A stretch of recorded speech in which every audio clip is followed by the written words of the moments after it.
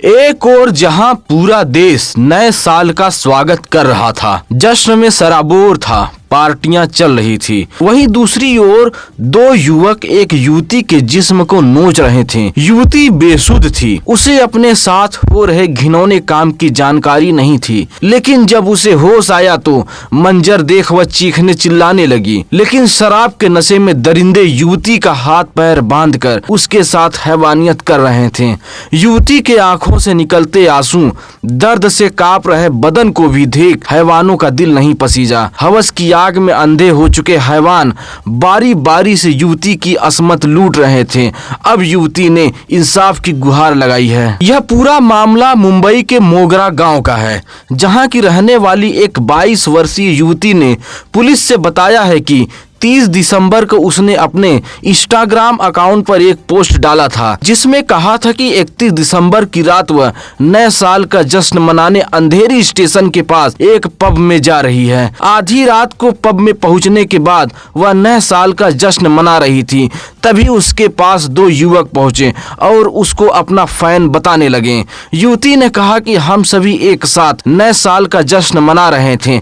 तभी एक युवक ने उसे कॉकटेल पिला दी। कॉकटेल पीने के बाद वह अचेत होने लगी। दोनों युवक उसे अपने कार में समीप के होटल में ले गए और वहां पर उसकी असमत लूट रहे थे। कुछ देर बाद जब उसे होश आया तो उसके हाथ पैर बंधे हुए थे, जिस्म पर एक भी कपड़ा नहीं था। यह नजारा देख वह चीखने चिल्लाने लगी, लेकिन हैवान युवकों ने उसे मारा पीटा और बारी बारी से कई घंटे तक उसकी असमत लूटी। युवती ने कहा कि 1 जनवरी की भोर लगभग 5 बजे दोनों युवकों ने उसका हाथ पैर खोला और कहा कि अगर इस बारे में किसी को जानकारी दी तो तुम्हारा काम तमाम कर दूंगा और तुम्हारा 5 घंटे का गंदा वीडियो वायरल कर दूंगा।